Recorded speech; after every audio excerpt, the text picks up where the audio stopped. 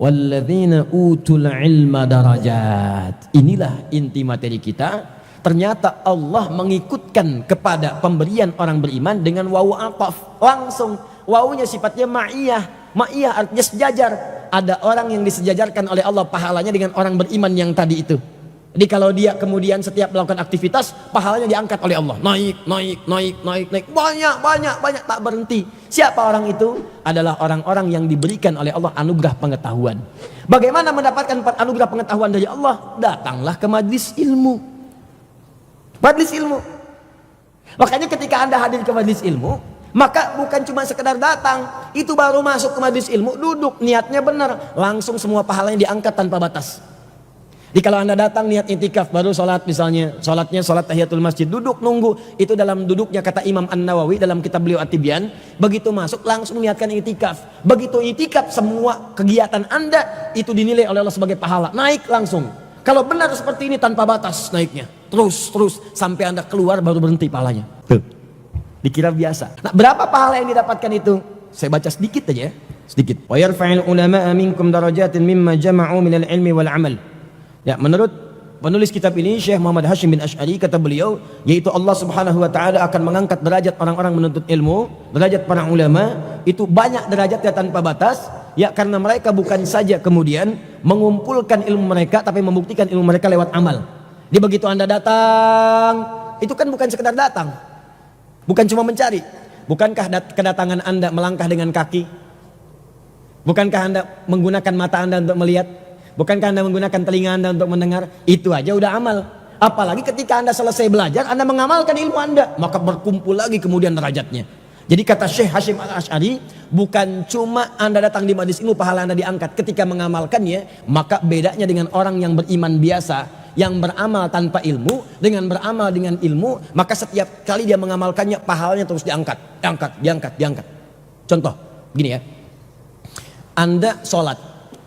Beda antara orang yang cuma menghafal bacaan dan gerakan sholat kemudian sholat, dengan orang yang belajar fikih sholat sampai paham.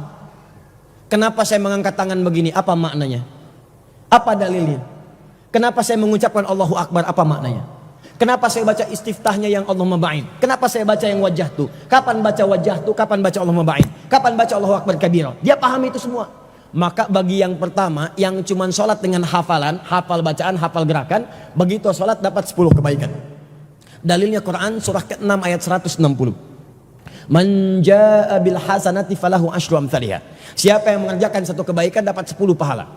Tapi orang yang belajar ini, dia belajar dulu kemudian dia sholat. Sholatnya dengan ilmunya. Maka ketika dia sholat, baru dia bertakbir menghadap ke arah kiblat. Begitu dia mulai bertakbir, maka pahalanya terus akan diangkat oleh Allah tanpa berhenti. Angkat. Berapa pahala yang diberikan? Nih saya bacakan. Qala Ibnu Abbas radhiyallahu taala anhuma, darajatul ulama fawqal mu'minin. Derajat orang-orang yang ahli ilmu itu melebihi orang beriman biasa. Maksudnya, kalau antum beriman pasti, kemudian beramal karena iman bersanding dengan amal soleh. Kalau iman kita disertai dengan ilmu, ulama, derajat ulama, orang yang beriman beramal pakai ilmu. Dengan orang beriman saja kemudian dia beribadah, kurang ilmunya. Berapa perbedaan pahala di sisi Allah? Lihat sini. Bisab'i mi'ati darajatin ma baina darajataini khamsumi'ati amin. Setiap beramal paling minimal 700 kali lipat pahalanya, setiap jaraknya 500 tahun. Nih, antum sholatnya cuma hafalan. Allahu Akbar, Allahu Akbar kabir, alhamdulillah katsir, subhanallahi bukratan wa asila, wajjahtu dan seterusnya. Wa ma ba'in baina wa baina khata. Cuma hafalan aja. Itu pahalanya 10. Kalau berjamaah 27. Jarak satu kedua 500 tahun. Tapi kalau antum takbir, Allahu Akbar. Ini hadis Muslim nomor hadis 397, sejajar dengan bahu. Saat mengangkat ini, rasakan seakan-akan antum itu membuang semua urusan dunia ke belakang. Makanya di hadis Abu Dawud disebutkan nomor hadis 618, wa tahrimuha at-takbir. Begitu antum bertakbir, maka diharamkan menghadirkan semua yang tidak terkait dengan sholat. Buang urusan dunia ke belakang. Nah, Abu Dawud nomor hadis 857, fayaqulu Allahu Akbar. Ucapkan Allahu Akbar. Maksudnya cuma Allah yang akbar, yang lain tidak. Maka yang lainnya tidak akbar. Maaf, mobil itu bukan akbar, rumah bukan akbar, proyek bukan akbar. Cuma Allah yang akbar.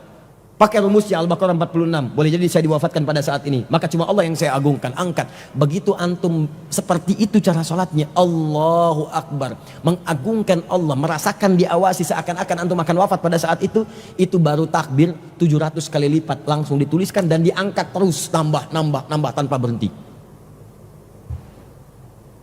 Apa tidak tertarik mendapatkan itu? Kalau sekarang belum kelihatan, kalau bicara pahala nanti saat wafat baru kelihatan. Kalau pengen cepat lihat, wafat aja dulu. Itu pun kalau meninggal, kalau enggak bukan pilihan. Paham ya?